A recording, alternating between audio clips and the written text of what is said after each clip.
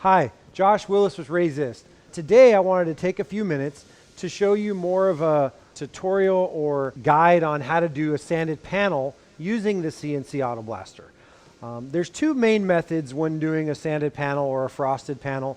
And I've noticed that it tends to be more of an East Coast and West Coast, even though it's not only the East Coast or only the West Coast, but from what I've seen in my travels, a lot of people on the East Coast are doing more of a two-step or a double cut process where you're etching the panel and then patching the stencil back in after you frost it. And it tends to be on the West Coast where we do something a little bit different, where we actually engrave it, paint it, then peel out our panel or sanded area, mud it, sand it, and then clean it. So today what I wanted to do is just kind of go over the difference between the two. There's no right and wrong way. Both of them work. Both of them get good results. They're just a little bit different. One way is a little bit easier than the other depending on what you do. So for instance, on something like this where it's one big panel that we're frosting, I would admit that frosting the panel and then patching in the inside would probably be a little bit easier. Where I wouldn't agree with that is on something like this where we're doing artwork or several different sections. To me, it would be too hard to go in and patch all these in when you could just blast it, paint it, mud it, and frost it. So I think, you know, there's two different arguments, but neither one are right or wrong. The third one I'm going to show you today is one that we use on our photoresist film. For me, patching in on something like this would be really difficult because you have 6 areas or 6 panels that are getting frosted. Another great thing about photoresist film is the fact that you can get not just great detail, but a lot of detail. So on this, you can see a lot of characters. It would be a pretty big chore to have to weed all this out if we were doing it with rubber. So I'm going to show you 3 different panels today. You'll see them blasting on the machine, and then because we're doing video, we'll cut it, and you'll be able to see, you know, the start, the middle, and then the finished product. So again, just showing you what we can do on the CNC machine, and look forward to getting any comments or questions on the video. Now we've got our stone masked up, and the first thing we're going to do on this one is we're going to start with a traditional just frosted panel, and then we'll patch in. So what we've done is we've programmed a box, basically that's just to go around the area that's going to get frosted. I'm going to turn the machine speed up to 100, so we're going to go as fast as we can. And I turn the pressure down to 2 bars or 30 pounds of pressure, and I've found that gives us a really nice texture. Today, for this video, we're using a 3660 aluminum zirconia material, or also known as Stone Blast or Miles Blast. So depending on the brand or what type you get, I'm using the Miles Blast. It's a really good abrasive. It's a little pricey, but it lasts a long time, and it's really heavy and durable, and it collects really well. So here we go. I'm going to go and start the machine. You're not going to hear me, but you'll see the machine go ahead and start its path. It's going to do 2 passes back and forth, and then we'll come back and take a look at it.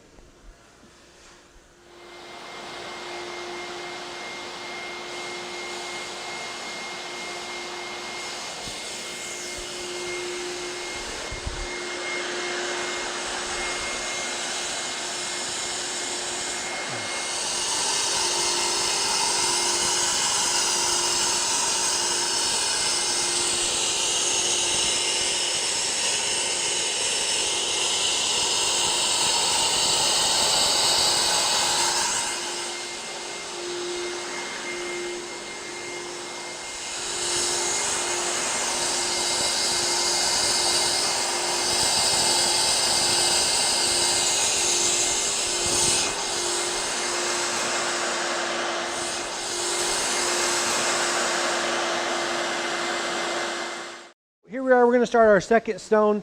This one we're going to do a little bit differently. We're going to go ahead and blast it. We'll go deep on these letters and then paint them and then frost them. So that'll give us a black outline with a white letter. And then we'll do a sanded panel on both pieces of artwork. I've programmed this in 5 boxes. So we put 1 box, 2, 3, and then 4 and 5 for the artwork. What I'll do is I'll run a contour on this one. On the machine, the laser is going to tell us where the nozzle is actually going to be blasting. So on this stone, if I run that contour, we can follow that laser and see that all of our letters are inside the laser area. This one's a little low just to make sure we get the bottom of the comma. So you can basically see how that works. To see how to program the stone, we have other videos on that. So this one, I'm just going to go straight to it, and we're going to start running the machine and get this stone blasted up for you.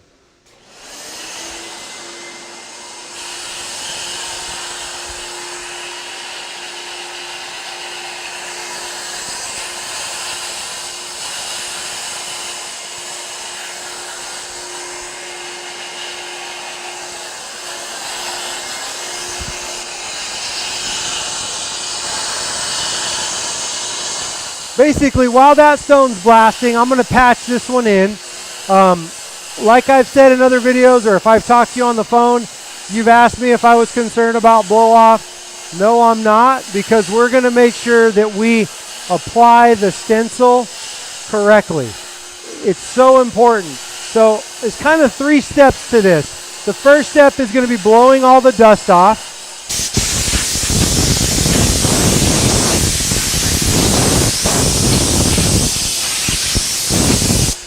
Just using my hand to loosen any of it. The next step is I want to clean it with some solvent. So I'm going to hit it with a little bit of camping fuel or white gas. Some people call it naphtha. You can really use anything, but I want to use a good solvent.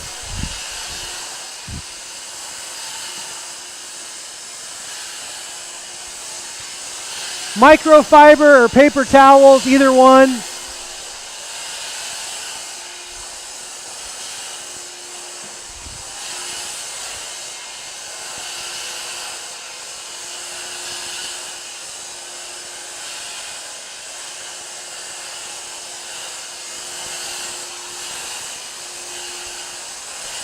Hit it with air one more time. Now, one of the most important steps is actually the heating of it, because the stone is kind of cold, and I'm in San Diego where it never gets cold, but it is important to get all the cold out of the stone. Not just the cold, but the moisture. So as soon as I hit this, you're going to see the moisture come up. That's the moisture I want to remove so it doesn't come up while we're blasting. Remember, as it's blasting, the stone is heating up. So we want to basically just watch that by heating the stone beforehand to make sure we get a good bond, not just while we put the mask down, but while it's blasting.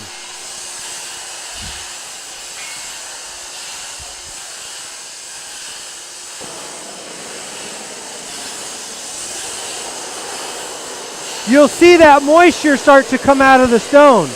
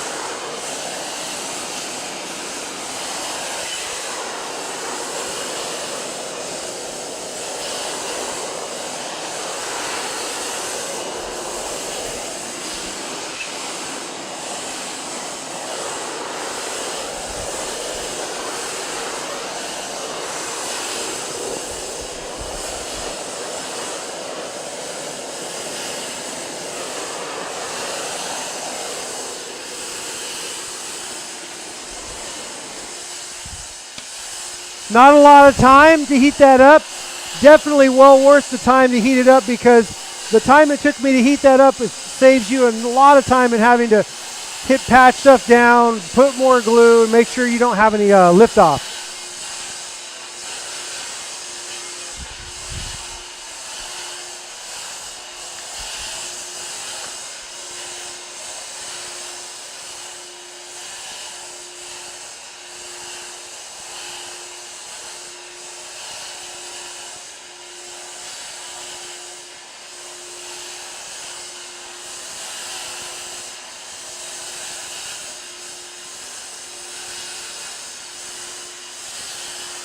This one we're using the rubber with the Mylar.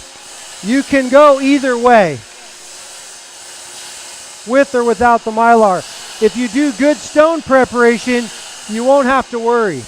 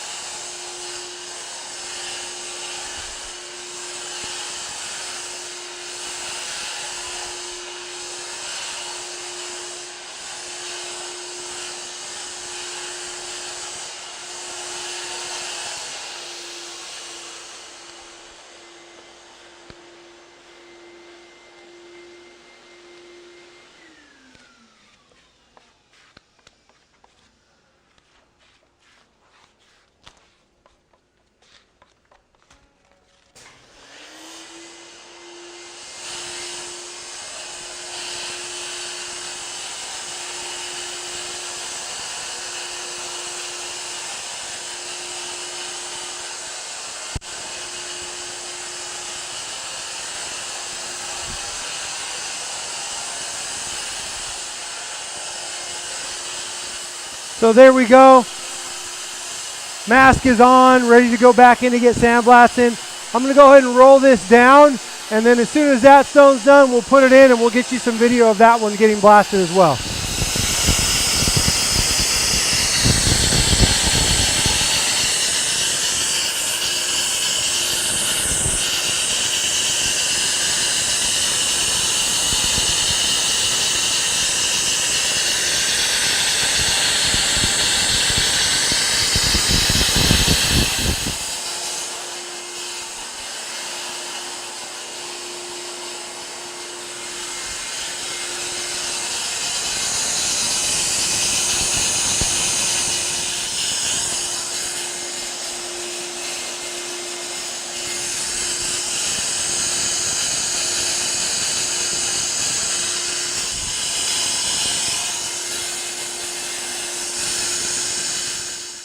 All of our stones are blasted, and they're ready to be sanded. The first one we did is right here.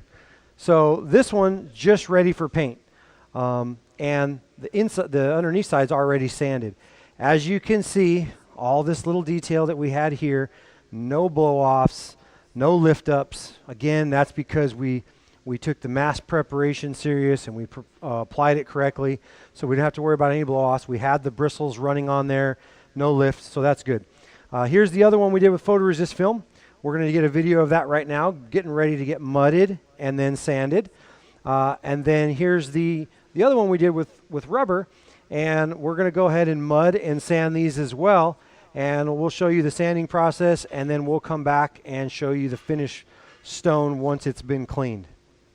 I'm going to do this with the mud way. So first thing we're going to do is wet. I like to use glass cleaner, because I think it helps the mud stick better. You can use water, but the key is making sure that you wet the stone before you put the mud in, because it helps the mud stick. Now, the other thing that's important is making sure this mud stays wet. How this works is when the sand hits it, it lodges into the mud. If you let this dry, then it turns into clay. Well, clay is softer than rock, and it'll blast right out. So what we want to do is make sure it's nice and the stone's nice and wet, and basically we're just going to start rubbing this mud in. If it's a big open area, sometimes we'll use a squeegee, but on these little letters, I'm just going to fill them in by hand. Okay, so we're just going to rub these into the letters, make sure everything's coated, and then I'll show you. We'll come back once I get all this mudded. I'll come back and show you the key points before we start actually blasting.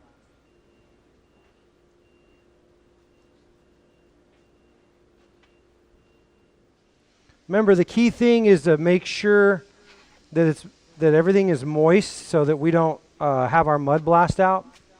So what I'm going to do, this happens to be one of the hardest stones you can do because of these little lines. Obviously, the bigger the lines, easier it is for the mud to hold and grab.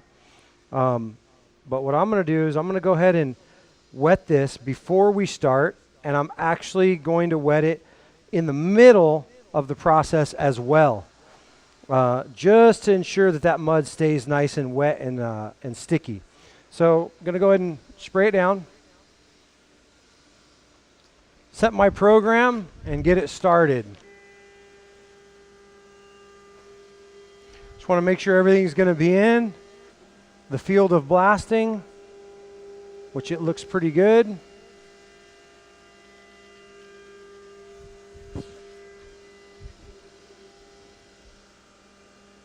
Perfect.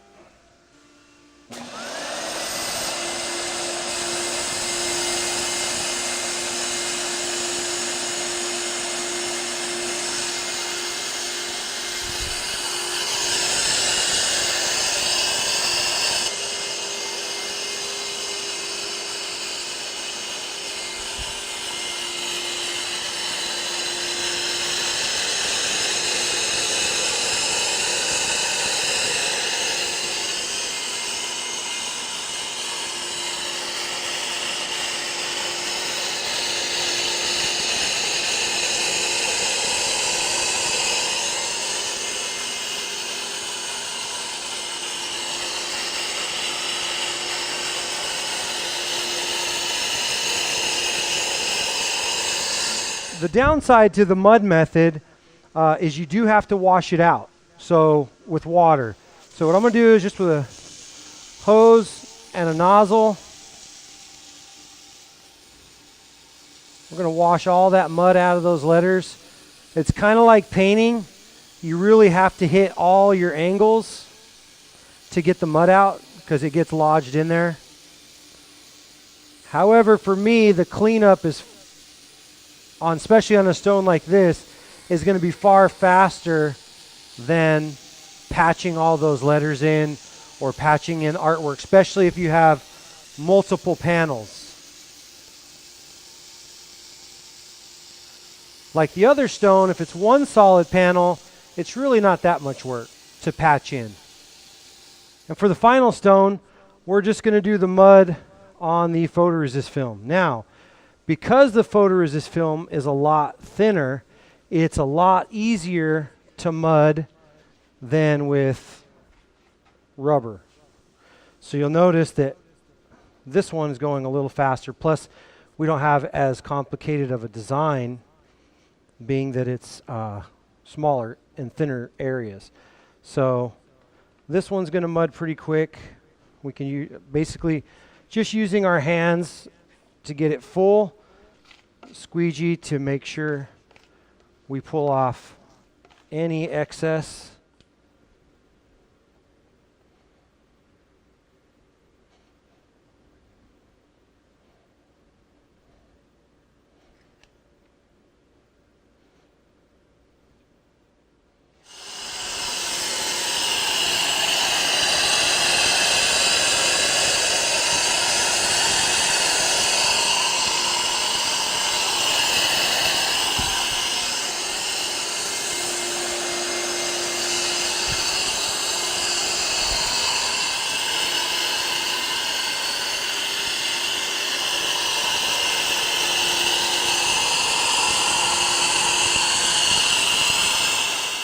What we're going to do is just hose this one out.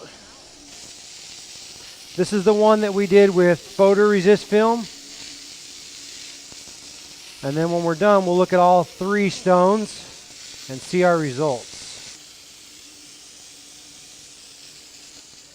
Probably the biggest advantage of the cut-in method is the cleanup. So once we peel this, it's done. We do not have to hose out any mud. You could do this with the rubber that has Mylar as well as the one without Mylar. What's the advantage? The advantage of using the Mylar is that it has a little bit more aggressive tack.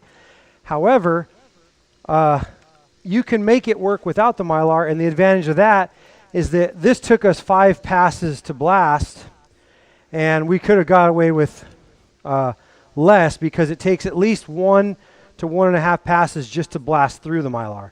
So that's something that you have to play with and see what, is it better for you to use it with or without? It's a personal preference. So here's this one, and I'll finish cleaning this one up, and then we'll cut back to show you all three. Okay, guys, here it is. We're done. We got the 3 stones done. Remember, we used 2 different methods and 2 different materials.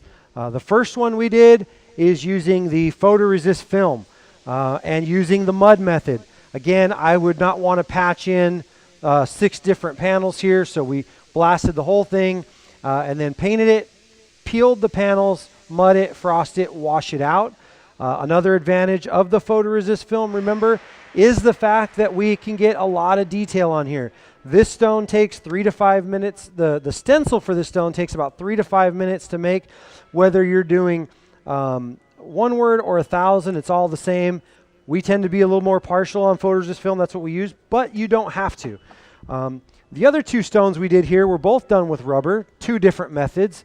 The first one being your patch in or your double cut, where we cut out the main panel, frosted it, then placed it back in using proper mask application or stencil application, and then went and reblasted it, paint it. The advantage on this one is when we go to clean up, we just peel the mask and clean up and it's done. The disadvantage is you have to patch in, which you're applying the mask twice. On our last stone, we're done with rubber again as well.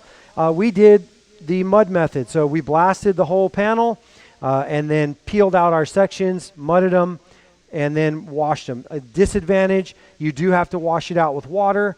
The advantage is we do not have to plug in the artwork. In this case, we'd probably just frost these letters. We wouldn't plug them in. That would be far too much work. But nevertheless, that's the 3 different stones that we did for you today on the CNC AutoBlaster. Really want to thank you guys for watching.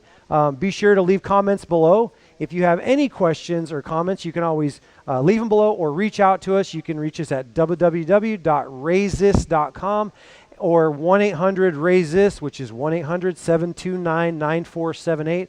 We always love to hear from you. Again, thanks for watching. If you have any other questions or comments, please reach out. Thanks again.